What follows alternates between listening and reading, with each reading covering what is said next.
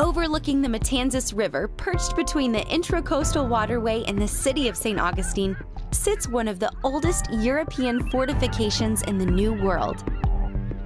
Hi, my name is Jill Leverett, and I'm a park guide here at Castillo de San Marcos National Monument in St. Augustine, Florida.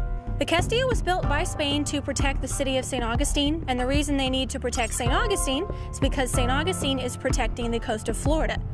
The coast of Florida was very vulnerable from attacks by the English, by pirates, because the Spanish treasure fleets like to cruise right up the coast, coming up the Gulf Stream to go back to Europe. So Florida was a perfect place for pirates to hang out and attack these treasure fleets. So Spain realized they needed a permanent military installation on this east coast to protect that main source of income. The Castillo de San Marcos is the oldest masonry fortification in the United States, but it wasn't the first built here. This is fort number 10 just for St. Augustine. Spain went through a series of 9 wooden fortifications in different locations throughout town that were all destroyed either by enemies or the elements before they finally got the money and the permission to build a stone one. The stone is called coquina, which is the only type of stone available in the area.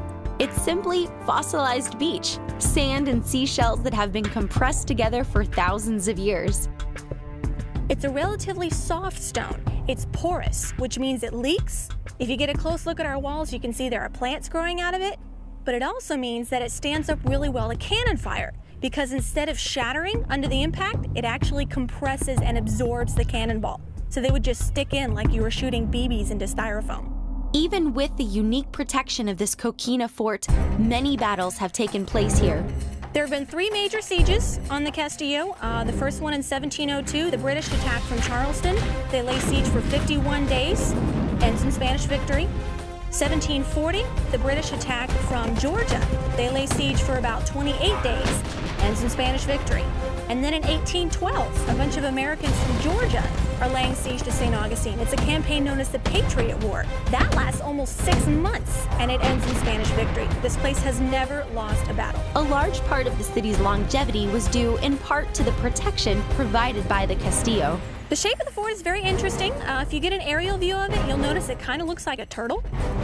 It's a square with 4 large diamond-shaped bastions on each corner of the square. And the bastions do 2 very important things. They give you interlocking fields of fire with your cannons, which means that any spot around the fort you can fire on from several different angles. And it also means there are no blind spots on our walls, because if you have somebody upstairs on the gun deck stationed on every corner, they can see every outside wall of the fort, so nobody can sneak up on us. The fort was essential to the survival of the city because it was able to hold all of the residents during an attack. Protection behind coquina walls was one thing, but to be truly effective, the Castillo required weapons. The Castillo had room upstairs for close to 70 cannons. The standard guns for the Castillo were 16, 18, and 24 pounders. That means they fire 16, 18, and 24 pound cannonballs. Pretty impressive when you think about it. And back then, the standard load of gunpowder was half the weight of the ball. So if you were firing a 24-pound cannonball, you'd be using 12 pounds of gunpowder to fire it. Imagine the noise that would make.